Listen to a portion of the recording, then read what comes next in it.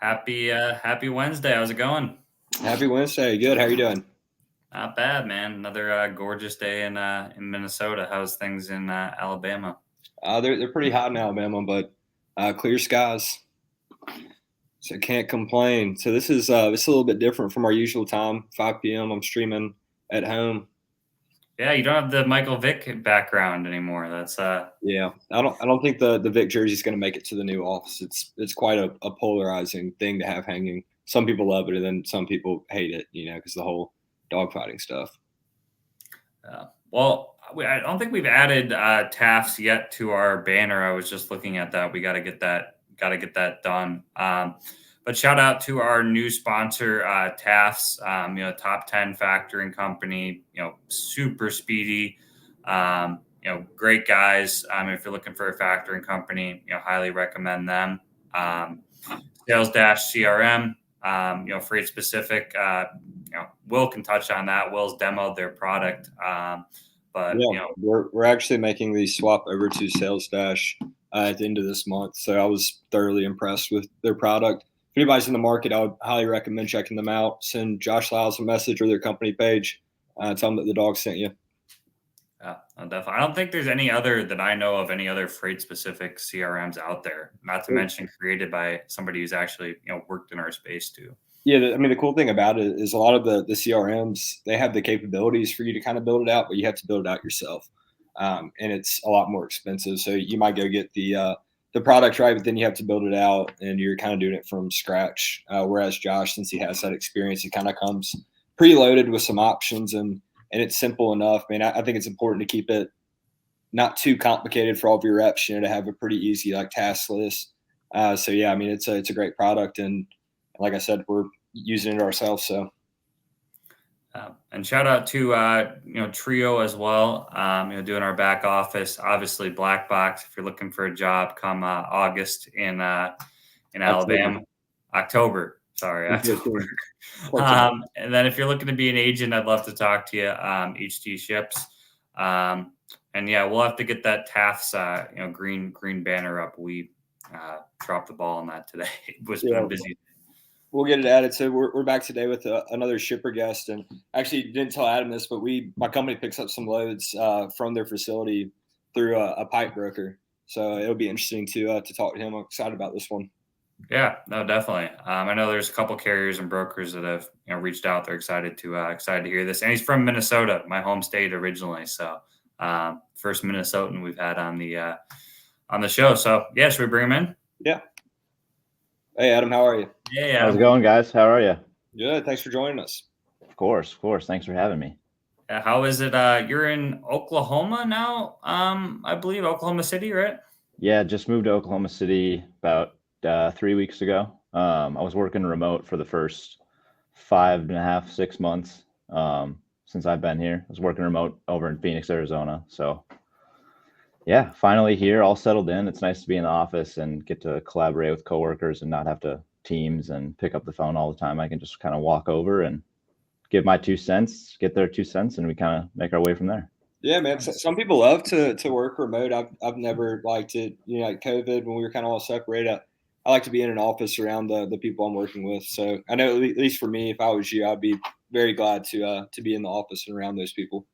Yeah, especially with freight. I mean, it's ever changing. There's always going to be something that comes up. And now that I actually have assets in a yard to worry about, 4 yards to worry about, it's nice to be able to chat with the yard guys, things like that. So yeah, it makes it super seamless. Yeah. Are you in the office still? I'm guessing behind you. You're still. Yeah, I am.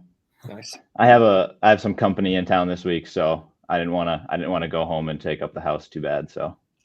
That's cool. You'll probably be one of the last ones to leave the building. They'll see your dedication. Yeah, we got a few people that like to stay late, so I know I'm not the only one around, but had to make sure to put a few sticky notes on my door so that no one bombards in. Yeah, so you'd mentioned that you guys have 4 yards. I'm only familiar with the Oklahoma City one. And I don't know if you heard me on the intro. We actually have picked up some loads from the OKC spot for a pipe broker. Not too many, probably less than 10, pretty scattered. But I have loaded out of your facility. Okay, so we're like the parent company, and we have a few other companies within us. So we've got Bison Pipe up in Jerome, Idaho. and then Bigfoot Pipe, Puyallup, Washington, and then we just acquired. It was formerly RBJ Inc. in Hesperia, California. Now it's Big Bear Pipe and Steel. And I like those names. Months ago. Yeah, those are neat names. Yeah, our marketing team has a good time with it. There's usually something that has to do with Bigfoot, Big Bear, a bison. It makes the marketing fun and definitely makes our ads kind of stick out a little more, which is cool. What about the OKC one? It's just CPI pipe, is it not? We're international pipe, but we do, CPI I'm familiar with. We do some business with them. So how did you kind of get, not to back up too much here, but how did you get into logistics? I mean, I know we were talking a little bit, before the show, you were, born and raised Minnesotan, which I think is cool. You went to Mississippi for college, and, kind of what made you get into logistics, from there. Kind of tell us a little bit about your journey. Yeah. So actually, when I got to campus, I was thinking about doing pre-nursing. So I was kinesiology major, and my wife now, her dad, he does supply chain for a hospital system on the East Coast, and kind of saw what he was doing, and it was super interesting. Ton of problem solving, working with people every day. So end of first semester, switched my degree to business administration. We had a small supply chain program when I was there. So I joined as an ambassador to the program. We were probably at 50 to 60 students when I started it, or when I got into it. And then by the time I had graduated, we were up to about 120 students that were in the program. And since I've been away, it's now a full-on major at Mississippi State. So seeing it grow from like what we had it at when we were in to now it being a full major, all the courses are directly revolved around supply chain, logistics, transportation, whatever that may be. So that's how I got into it. And then I got an internship at a steel processor on one of the SDI campuses down in Columbus, Mississippi. Mississippi Steel Processing was the company. Started there as a supply chain intern. And then when COVID hit, I had kind of structured my school schedule so I could get my classes done either right away in the morning or in the afternoon. So I started as a full-time employee there while I was still in school for a few months. And then all my buddies kind of moved away from Starkville. Will, you said you're familiar with Starkville. It's not the biggest place in the world. It doubles in size when school's in session. So turned into a kind of a ghost town. My brother's a commercial real estate agent in Minnesota, and he was moving the company I used to work for into a new office space in St. Cloud, and kind of gave me the plug to them. Did an interview with them, got hired, moved back to St. Cloud, lived there for about another 10, 11 months. Had a decent book of business. So they offered a position to go help open an office down in Phoenix, Arizona. So I was 22 at the time and living in Minnesota. It was the winter time. So no brainer. Kind of the bright flashing lights in my eyes. And I was like, you know what? Let's do it. So me and my girlfriend at the time moved out to Arizona. I hired 4 fraternity brothers, as crazy as that might sound. They all moved across the country. We opened the office with the 4 of us. We worked out of their apartment for 8 to 9 months before we had an actual like brick and mortar spot. So you can imagine what 5 fraternity brothers and logistics can do to a group of friends. It was a good time, but being stuck in one room with all of us definitely took a toll on us. We had everything from reefer freight, open deck. So we were balls to the walls 24/7, trying to keep an office afloat with just the 5 of us.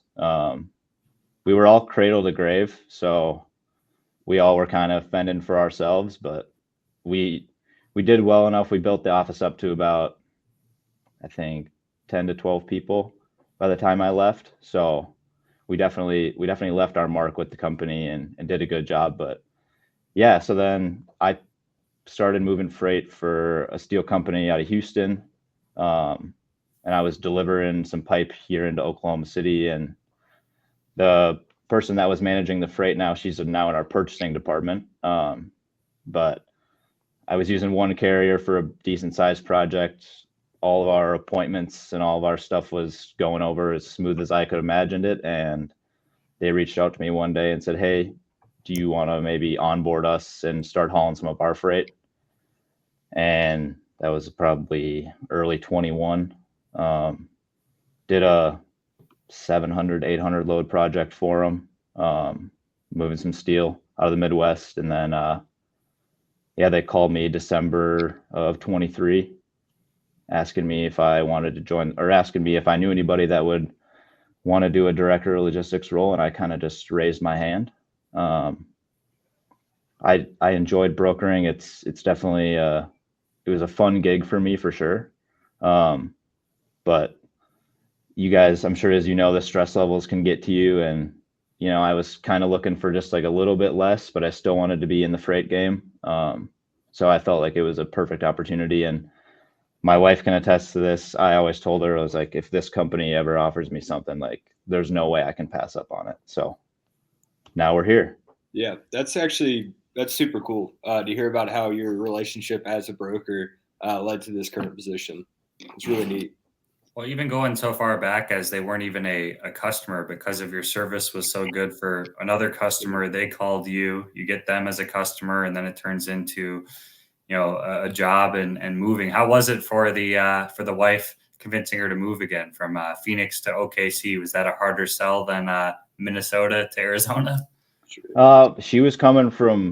up in the Southeast, so she grew up Florida, and then actually when she was in high school, or like middle school, high school, she was in Birmingham, Alabama. So I'll be back there this fall for a wedding. So maybe we'll have to get together, have lunch or something. But yeah, so I moved her out from Florida. I drove 27 hours from Minnesota down to Arizona, and then a week later jumped on a plane to Atlanta, met her there, and then drove another 27 hours out from Atlanta. So Jeez. Yeah, definitely let me know when you're in town. We can grab lunch or something. Then going back to when you're talking about starting that office with your friends, that's how we started Black Box, out of my friend's living room. So I definitely hear what you're saying there. The stresses of freight and then being around the same people 24/7, it can take a toll. But it's still really cool that you guys were able to build that. Your friends moving across the country and then building an office in Arizona up to 12 people before you decided to leave. Yeah, it was a great experience. I mean, the opportunity that they gave me was awesome. So kudos to them for having the faith in me to be able to do that. That was super big for me. Definitely taught me a lot of leadership skills and managerial skills at a super young age. I'm only 25, so sometimes I'll get on the phone. I would have customers be like, "Are you like, how old are you? Like mid-30s?" I'd be like, at the time, I was like 22. And then people would be like, "Wait, what?" So I was brought up by an experienced broker, always pushed relationships over everything. My book of business was about 95% spot business. So not a ton of contractual freight where I just, get the tenders, book the trucks. It was a lot of hunting and gathering, finding I can bring it up now. One of the biggest customers is United Rentals. And you get in with one branch, and then as long as you can kind of prove your service, as long as they refer you, or you can call the next one if you're delivering stuff into them. That was kind of my niche, was steel, and like that was my thing. So it was all job site, kind of that need it now or need it yesterday kind of stigma. So being able to provide service for that kind of stuff. And I grew up with a dad who built custom homes. So I was always kind of around job sites. I understood like needing it when you need it, and kind of working with the job site to make sure that there's no hiccups there in production or whatever they may need it for. So yeah, United Rentals, they operate off of a spot board, do they not? Yeah, all spot board. I managed to get a lot of my stuff direct through the branches.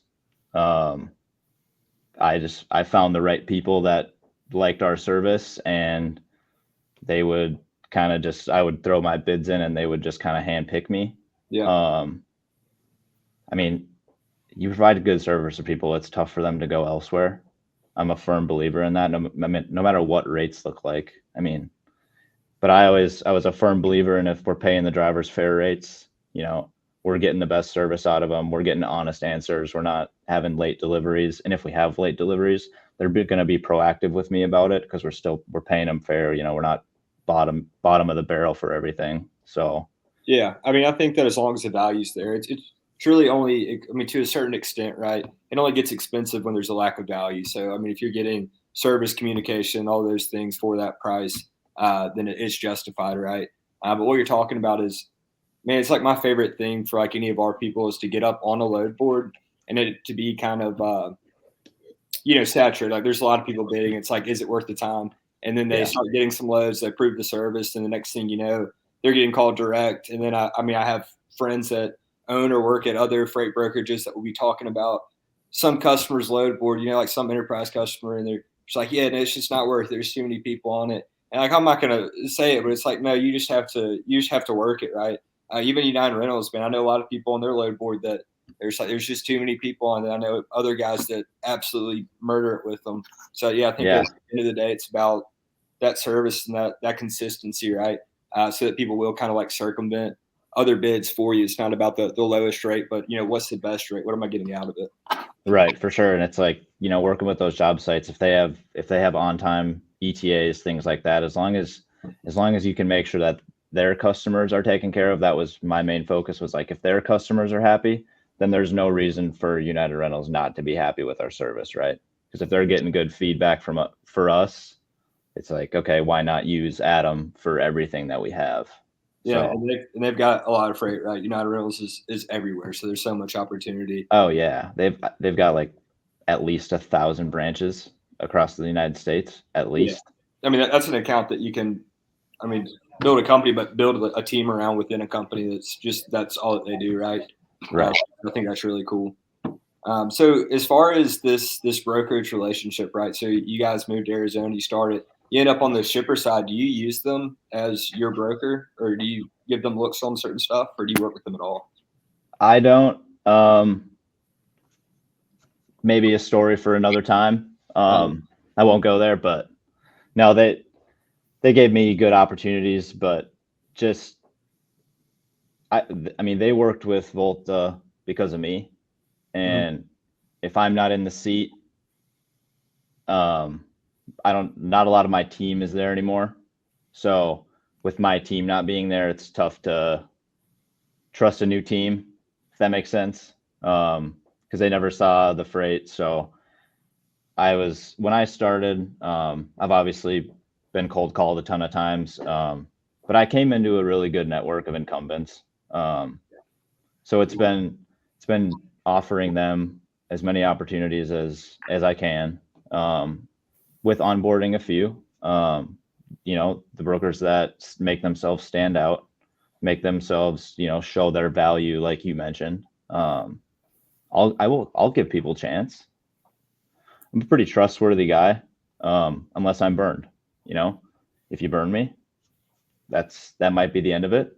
Or time out, maybe a few weeks off. But yeah, as long as people can prove their value, and I'm a firm believer in, like, if you're running similar lanes that I run, like I'd be doing myself a disservice not to add you, as long as you can keep up with volumes and updates and things like that. But yeah, so we've got a mix of probably a dozen or two assets, and then I've got a core group of probably 6 to 10 brokers that I use quite a bit. And then we do a little bit of rail, but not a ton. So how was that when you came into the role? I mean, have most of the incumbents, made it, or did you, find that, some of the incumbents weren't that good and you'd rather bring in some of your own people? I mean, it sounds like you said you had a good network of incumbents, but I mean, coming from the broker side, were you, maybe more open to adding some of your own people in that sense? Yeah. So I was always super transparent with International when I was working for them. They always knew exactly which carrier was picking up trucks, drivers, whatever it may be. So they had a good relationship with my carriers too. So there definitely is a few that have been added. But like I said, coming into a network that is already solid, it's like I didn't get all the business. There was still business going elsewhere. It's tough to have one person when there's so many brokers out there that have good connections with carriers, that have an existing book of business, that run freight on similar lanes or can provide backhauls for us or things like that. So having the people that have already done it, know the different businesses, especially the other I didn't do a lot with bison and Bigfoot, and obviously not Big Bear because they weren't around back then. But yeah, so letting them still kind of handle their network and service areas was big for me, especially being new. It's tough to one, learn a new role and try to kind of make it work. And along with let's see, where am I getting at here? Sorry, lost my train of thought for a second. Yeah, so like coming into a new network, learning a new role, I didn't really want to put too much pressure on myself at first. Kind of let the incumbents still do their jobs and service the areas that they're really good in. But now as we get into the summer months, construction season picks up, we get a little busier. We have a need for a few more assets and a few more brokers, whatever the area might be. So we're that was my Q3 goals, was to get a few more added. Kind of working through that now. I've added a few in like the last couple of weeks, asset and broker. So kind of trying to fill up the network where I see that they fit. Because let's be honest, I get every email and cold call is always pretty much the same.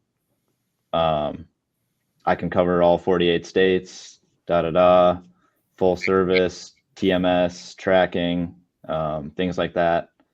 But I always kind of push like, what are you already shipping? What lanes are you shipping super consistently? Because that helps me on like a couple different ways, right? So we don't manufacture anything. So all the stuff that we buy is either from a manufacturer or buying it surplus or used. So if I hear of a project going on where, a broker might be sending in a couple hundred trucks to a spot over the summer, well, I can then turn that into my purchaser and be like, hey, we've got a broker that's got trucks going in here. Is there anything in that area that we might be able to buy to help our rates and get these guys backhauls into a better area? Things like that. How, in terms of, outreach and, mentioning kind of how a lot of the emails are the same. I mean, the ones you've onboarded, I mean, has it been a pretty long cycle? Have these guys been reaching out to you for a while? Or do you see more of them, the better messaging coming through LinkedIn, phone, email, or kind of, where are you seeing most of your, pitches? I don't get a ton of LinkedIn. Until until yesterday. Yeah. We'll repost it. I'm sure that your inbox for a little while, you'll be getting lots of lots of messages. I just peeked up at my LinkedIn tab and I've got 5 notifications since we started this. So I'm sure they're flooding in already, but I'm a phone call person. Whenever I brokered, I was on the phone all day, every day, as you can imagine. I'm sure, Will, you know what it's like. And Matt, you were in the role previously, but yeah, a lot of it's phone call. I do have a pretty good gatekeeper, I'll be honest. Yeah, you need one of those. You got to have one. Yeah. Tell her what to look out for. Yeah. And that's why I commented back to someone who commented like the inbox thing and connections. Cause it's like, yeah, I get it. Like I've been in the broker seat before. I get that everyone's trying to grow their book and add new customers and make their sales call quota, whatever it may be.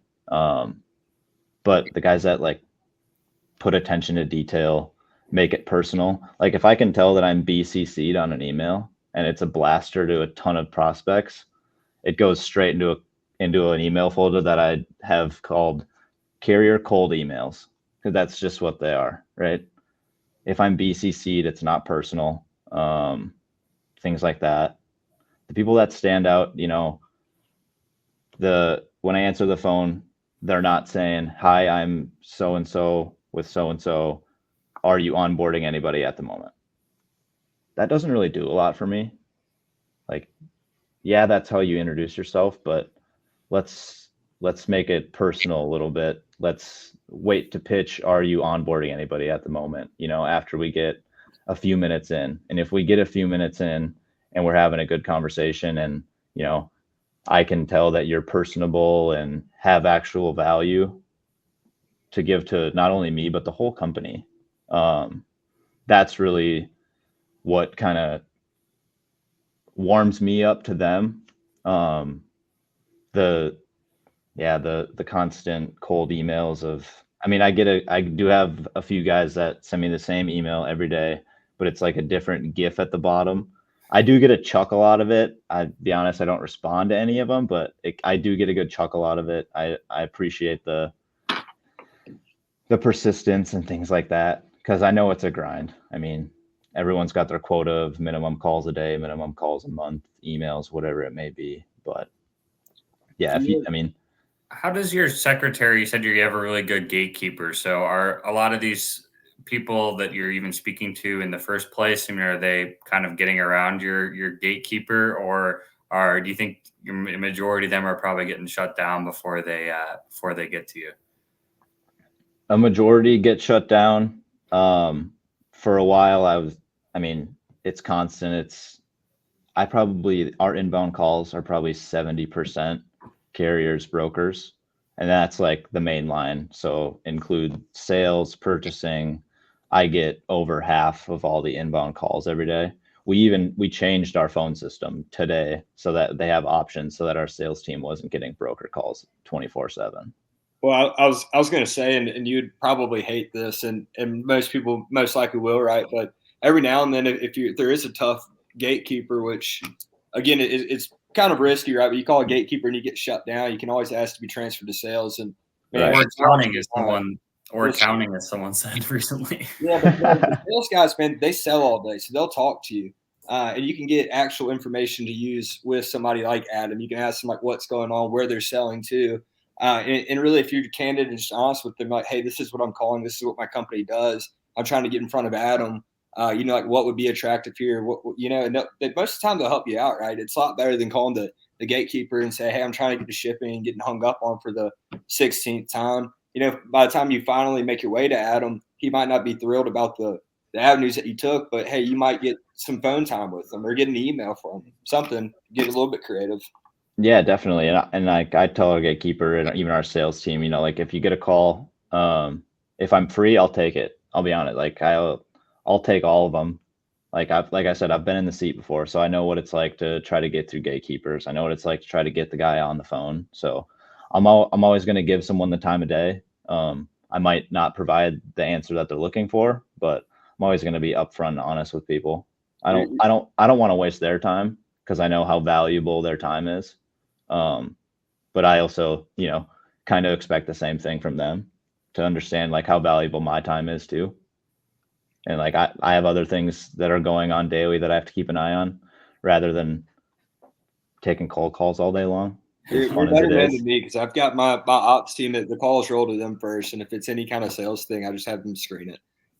So you're a much better man than me, because I won't hear most people out for TMS or whatever they're selling, unless when I end up buying from people, it's usually through like a mutual connection, right? That they vouch for them, or maybe I've seen them do something, or they have a body of work, right? But if it's a random cold call from somebody I've never heard of before, again, you're a better man than me. I don't take them. They all get screened. What about in person? Do you have anyone? I always like to ask, shippers that come on our show this. Do you ever get anyone that just shows up at your place at a random time? He's been there one day. I haven't personally, but from coworkers, I've heard that they've had walk-ins before. But yeah, not personally yet. If you have a pipe yard, yeah, people are gonna show up. Oh yeah. I didn't think about that. You've been working remote, so obviously you've only been there. You just got there. What kind of about some of the brokers you have currently, or the carriers you have? Is there anything have you had to eliminate or do you have like scorecards for rating systems? and is it more of a gradual process for them to get more freight? Or I guess kind of talk about kind of how you guys evaluate things, once you have a, carrier in your network, any way you kind of want to go with that question. Yeah. I guess I don't really have a set way on like how much volume a person gets. We have our core group of brokers and assets, like I said. I usually go to my assets first, kind of check and see what their availability is like. Being that, they have assets, they want to keep their drivers moving. I'm happy to provide stuff. And most of them are based around where our yards are. So part of it's getting drivers back home for the weekend, or, helping them get to their next spot where they have to pick up for maybe one of their customers. But our broker network is pretty solid. And it's a mixture of, a couple big box and then, a few small outfits that are placed all over the country. But it's kind of, I'm not going to just sit there and take the cheapest rate all day long. Because obviously you guys have probably seen it before too. Cheapest option is not always the best option. And I have to remind myself that every day, even though freight is, outside of buying pipe, is our probably number one expense in our company. So I have to kind of balance cheap rates with good service, with, kind of what our customers are going to require. Projects, I usually try to solely give them to one person. I like having one person in control. I don't need 4 or 5 brokers trying to communicate with the same project. It just doesn't work out in the best, in my opinion. Yeah. Even with them, with the carriers, if they end up sourcing off of load boards, they're just going to be looking at each other and just going a little bit higher back and forth. Right. And that's the last, it's my biggest pet peeve when I get an email from one of even like brokers that we have in our network. It's like, hey, I see that like so-and-so has this lane posted too. And it's like, it's not my fault that you guys are on the boards. Like, you guys can use your carrier network. Not everything has to go there. Yeah, but like even then, it's like sending the email to the contact. Like, what are you trying to accomplish? It happens to us. Sometimes we'll have to go to the boards and the customer send screenshots by, hey, yeah, post to the board. It's like, yeah, we do. It's posted to the load board. We use load boards sometimes. Right, and I'm not here to babysit you guys. Like, you guys have your networks. Like, yeah, I'm sure the networks overlap to some extent for most brokerage companies, because I can name off the 5 flatbed carriers that everyone's calling, that everyone sees posted on the boards. That's just kind of how it is. So yeah, that part doesn't really toot my horn the best. But I get it. There's sometimes where you go to the boards. I would be lying if I said I didn't put freight on boards. So yeah, well, everybody, it's kind of funny. I've made a couple of memes about it, but everybody talks like they don't use load boards. And pretty much everybody, like, you use load boards. You might have a great carrier network. I pride myself on my carrier network. I really do. And I ship, my book of business is some like an enterprise steel account. Really, it's just all their mills. So it's a high volume out of, dense locations. It's the same thing. So, we have, like a huge carrier list for reaching out to them, but sometimes, you got to go to, you got to post it on Truck Stop or DAT to act like you don't or above ever utilizing the load board is crazy. Unless you're CH Robinson, pretty much everybody is posting a Truck Stop or DAT throughout the day. Right. No, that's a good point. Yeah. Unless you have a in-house load board with carriers that actually actively check it constantly. Or even if you do, you're probably doing both, because it's like right. Find out more options. You got your like little Landstar has their load board. They're posting a Truck Stop DAT. But how was that perception too? Were there some brokers that you like hated as a broker, and then you come to the shipper side and you're like, I guess these guys aren't that bad, Take a freight through. Let me talk to them. Yeah, there's one that pops into my head right away. I'm sure it's the number one on your guys' list. It's everyone who everyone talk. Okay, yeah. So it's who everyone talks about. Moving that, so I have one employee that works under me. I did tell her, I was like, yeah, if you see him, call. I'm sure I always kind of say, just like trucking companies, it always comes down to the driver in the seat. Same thing with brokerage companies. It's the broker at the end of the day who kind of makes their own path and provides service that only they can provide. Yeah. So doesn't always come down to the company name. Yeah, I was going to say like the rep makes or breaks it, right? So Yeah, if you get like a pretty below par broker, right, and that's your introduction to their company, it's always going to leave a bad taste in your mouth. Whereas there might be another broker that really knows this stuff, and if you had worked with them, you'd love the company, right? for sure. Yeah, there are neighbors, man. I will say I've had a lot of good conversations with a lot of their people, and I don't have a problem with them. They get a bad rep on the internet, lots of jokes about them, but they're like year over year they're killing it. They continually grow consistently. I mean, Ken Oaks is somewhere just sitting on his couch in his like $2 million house, just like laughing and like making fun of him because he's killing it. I thought you said king of. I couldn't hear you earlier. I thought you were saying king of freight. You were saying Ken Oaks. No, I said king of freight when he's talking about. Or you said, are there any brokers that left a bad taste in your mouth? And I just threw out king of freight, but I'm referring to TQL right now. Oh, okay. I was gonna say I was like, I'm not as familiar with King of Freight, so that's how I mean I've heard of them, but I didn't know they were a massive broker. Yeah, no, I was talking about TQL, but they're our neighbors, and they've been good neighbors to have, really and truly. But yeah, I think that dependent on the rep, right? Like kind of like you're saying, the driver in the seat. Yeah, Especially in a cradle to grave model. I mean, that's all that you have is your rep. It's not a team system. There's not a ton of probably not the best SOPs. It's kind of probably each broker works their freight the way that they work their freight. So it's just all situationally dependent on that one rep. yeah, definitely. How has it been, for just kind of adjusting to, the team and everything and being in the out? Were there some things that, kind of surprised you on the, shipper side, like maybe different modes of, well, I mean, I think you kind of said that you guys maybe do a little bit of rail, but mainly, flatbed. I mean, has there kind of been any internal processes that maybe you didn't see when you were on the, broker side or different tasks that, have either been, fun or challenging? Not too many. Dealing with like we have custom fab, so we have custom fab at all 4 locations. So dealing with like the fab side and the order processing and just like the behind the scenes stuff that as a broker you never see. You just get the tender and the paperwork, load is ready, pick it up on this date, that date.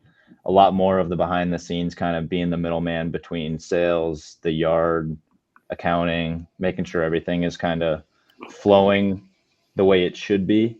Playing that middleman has been definitely a learning curve. Relationships, not so much. I tried to do a good job of making my face known when I was working with them, not for them. So that's been an easy transition for me, definitely. And sorry, had a fly buzzing around in here. Yeah, that was a smooth transition, but yeah, definitely the whole having assets and everything now and the yard has definitely been an adjustment for me, something I definitely try to work on daily. I'll be honest, I'm not the greatest yet, but can only get better every day. Did the people in the yard, because I'm not as familiar with steel. I didn't move steel. I didn't move very much flatbed at all. I was mainly reefer. But do you have some of the guys in your yard that are, now that you're in house, like calling you up, like, hey, where's this driver? This is happening, or like, sales reps, wanting the cheapest, price because it affects, their commission rate, or affects their sales. I mean, is there a lot of balancing, internal relationships between sales and the yard in terms of, how you deal with carriers and brokers as well? Yeah, definitely. So main part or one part of my job is, quoting most of our moves. So I'll be honest, I have a truck stop account. I can go look up any lane that I want. So I use that for quoting, and then my relationships with carriers, like you guys have experienced, you get a call from your customer, hey, quote this quick. So, making sure those relationships are fine tuned to where I can trust the guys on the other side of the phone to know that our numbers are solid. And then obviously, build in a little fluff just to make sure we're covered, just in case, tornado comes. I mean, it's Oklahoma.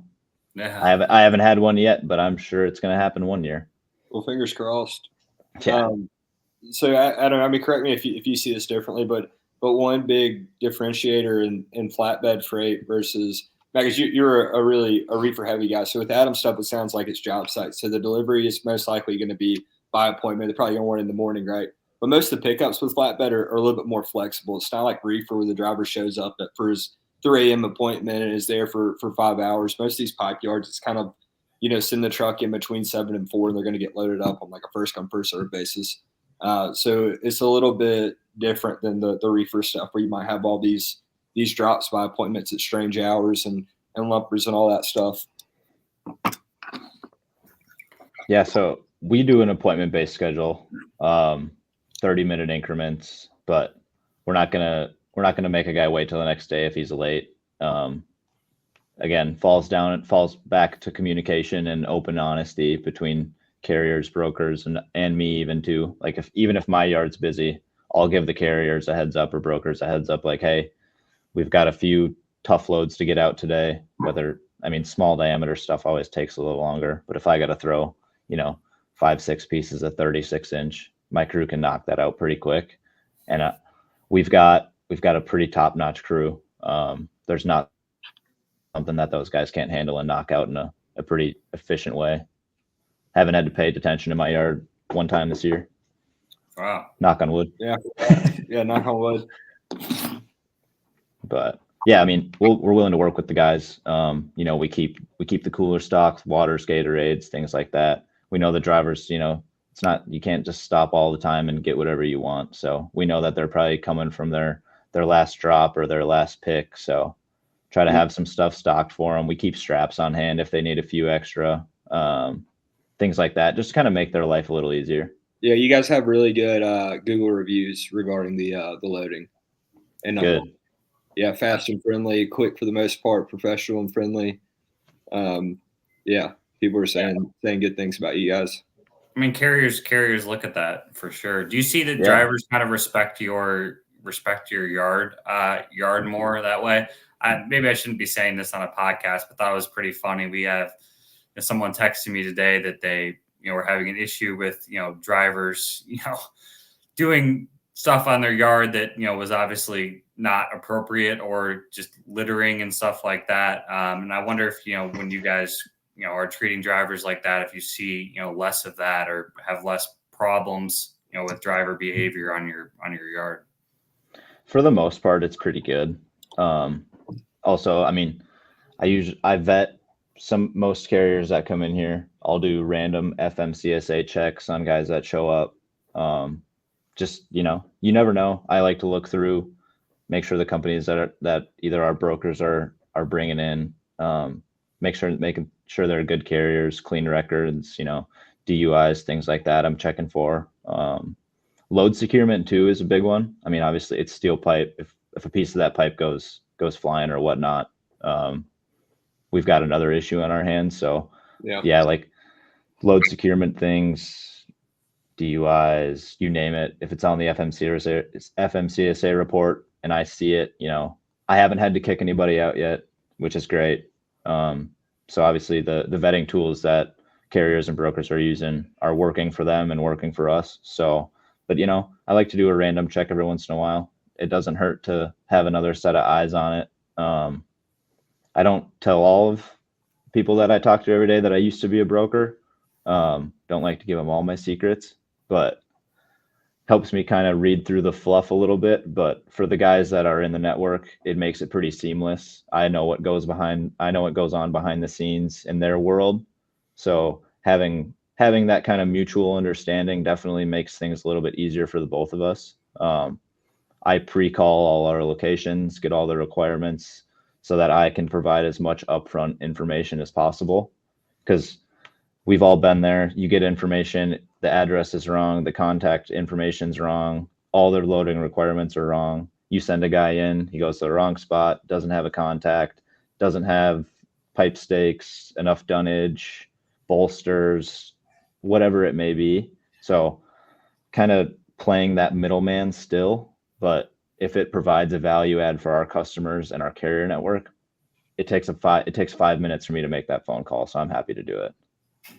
Yeah, probably saves you some time on the back end too if they call you looking for it, then you're scrambling to find it. Right. Yeah. Have you ever caught a broker, telling you something that from your experience as a broker, is inaccurate? And then when you first kind of started, because maybe there are some brokers, unfortunately, that will not be honest. I mean, as and say something, thinking that you don't know any better, but that you were in their shoes. Do you have any stories like that from when you first started? Nothing like that would be like super standout. I mean, I do get the occasional truck broke down, day that it's supposed to pick up, blown tire, but then, if you called, get the information of like, oh yeah, okay, where's he at? How far is he out from the shipper? I could probably get the shipper to work with us. Maybe I can buy us another hour of time if he can get it repaired and get out of there. One of the responses I got was like, oh, I just don't think he wants it anymore. So that right there kind of be like, okay, so you didn't have a truck. It wasn't booked. I'd rather you just be open and honest with me. So it gives me an opportunity to kind of cover my butt and find another person that can get a guy in rather than kind of play back and forth for half the day when we could have just been trying to get stuff done and solve the problem rather than make it worse. Yeah. Now it's too late to fix it. Right. Yeah. We had that happen. Break it down an hour before they close. Yeah, that was last week. It was, I mean, I'm not going to name any names, but yeah, it was kind of just like, I know what's going on. I wish you would just tell me the truth because I can see through the bullshit. But no, nothing too crazy yet, but I'm sure something will come eventually. More than likely, unfortunately. Yeah. It's logistics. We're dealing with 18 wheelers, 18 wheels. There's enough stuff on that truck that something's bound to go wrong at some point. Well, being in this market has got to be nice too, starting as a shipper. I mean, in a kind of a down market, obviously it'll be probably more fun for you when the market switches. Yeah. Yeah, a lot of the emails and calls are, I can get you the cheapest rates. I mentioned this earlier. I'm not always looking for the cheapest rates, looking for fair rates. I mean, fair to the drivers, fair to us. I can tell when I'm kind of getting price gouged. Just being in the broker space, you've been on the boards enough, moving freight all around the country. You kind of learn lanes, learn when they're going to be good, when they're going to be bad. Like it's bee season, so a lot of stuff's coming down or going up right now. So you can usually maybe get a few cheap back hauls coming back down. Hauling bees is crazy. So anybody that's listening that doesn't know that they haul bees on flatbeds, which is kind of nuts. You think about it, and the drivers have to pull over and water the bees. I forget what the time increments are, but it's like every hour or 2 hours, maybe up to 4 hours. But the drivers pull over with bees and nets on their flatbed and have to water them to keep them alive. The loads pay a ton of money though. I mean, there's a lot of money in it. It's crazy. The first time somebody told me that bees moved on flatbeds, I thought they were just messing with me. Like, how are you going to move bees on a flatbed? But no, it's a thing. Yeah, just don't lose the queen. If you lose the queen, you're screwed. Yeah, because all the bees follow the queen. Yeah, that's funny. There's so many things you can haul out there. I never knew that either. The bees went on. A lot of money in bees. Oh yeah, I didn't really know a ton about it until I worked a project for IPS and talked to a few guys that were running them into a spot where I was picking them out of, and they didn't really care what they got paid going out of there because they were making hand over fist to go there. Yeah. So before I started Black Box, I left a brokerage and I had some contracts and I was going to wait them out. So I started a dispatching company for like owner operators and small fleets. And I was dispatching this one owner op out of Fort Worth, this flatbed. And man, he was the best driver to work with ever because he wanted 2 loads a week, one to California and one back. So, I mean, we were dispatching, especially as a third party, right? I'm just getting a percentage of revenue, right? So like that was best case scenario for me. And that's what he wanted, right? Because I'm just getting a percent of the line haul. And so 2 very big loads. Yeah. But he would go to Northern California and I always call these people about these B loads and I almost had him convinced to go get the equipment and get set up and start doing it. But we never pulled the trigger on it. Wish we would have. Yeah. I wish I would have gotten into it just because it sounds like a fun niche to be a part of, but never had the opportunity. So maybe one day though. We'll see. Yeah. Never said never, I guess. Yeah. Well, it was good having you on, Adam, and we appreciate it. I mean, it's always fun, have another Minnesotan on and somebody who's been a broker and the shipper. Man, got that was a lot of fun stuff to say, and it was a good conversation. Yeah, likewise. Yeah, I'll be Birmingham this fall, and I'll be in Minnesota in a few weeks. So we'll keep in touch. Maybe we can grab lunch or something. Yeah, let me know when you're Birmingham. You should have came up a little earlier. We're having the Minnesota logistics get together tomorrow. I think there's like 60 people RSVP'd. Oh, I think I saw you post about that. Yeah. Maybe you'll be up there when I think they're doing it like every 2 months or so. So who knows? Maybe you'll be up here in August when it's going on. Okay. Yeah. Well, maybe I'll plan a little trip around it. Minnesota in the summer, I can't beat. So I'll go up as much as I can. Yeah. 100%. Well, thanks again, Adam. And yeah, hopefully your inbox doesn't go too crazy from coming on. So I know who to blame. It'll be myself because I signed myself up for this. So yeah, well, we appreciate your sacrifice. Yeah, no problem. If you ever want me back, let me know. Yeah, we'll Sounds do. good. Awesome. Thanks, Adam. Thanks. Yeah. All right. Well, episode 10. That was good. That was I never thought we'd get into bees at the end, but that was cool. I mean, it's kind of cool how relationships come full circle. At the time, he was a broker with one customer, leads them to this customer that he eventually becomes a shipper for and working for. I thought that was pretty cool. Yeah, for sure. I mean, you somewhat have a similar story, maybe not through a customer, but your last 2 gigs have been through your network that you built on LinkedIn. So yeah, it's always cool to see relationships pay off. Well, no, I didn't work. Shipper was not through LinkedIn, but I did not like my shipper time. But I shouldn't say that. I enjoyed learning a lot. I'm glad you're not a shipper. You didn't let me quote a single load for you. Yeah, I know. I let Ben quote, and he had somebody else do all the quotes.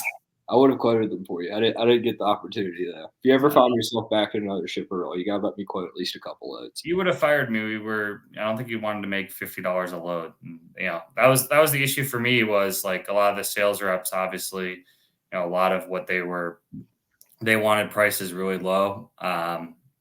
It was difficult. So yeah, sounds like it. Well, yeah, that'll do it for episode 10. Again, shout out to our sponsors. TAFs, we'll get their logo added to the backdrop. Sales-CRM, Trio Inc., and then of course my company Black Box and Matt's company HT Shipping. Yeah, thanks again. We'll be back on Friday. Friday will be a fun one. We're having one of the founding members of a $300 million brokerage. He was their COO. He left after 5 or 6 years. He was there from the beginning, just last year. Now he's working as an agent and also, working with the carriers. He has a business basically helping carriers with their P&L, getting direct shippers, saving them money, and it'll be an interesting conversation. Yeah, we look forward to it. Be on the lookout for some announcements. We'll get the time announced, all that good stuff. Sounds good. Well, enjoy the rest of the day, Will. All right, you too. I'll see you Friday.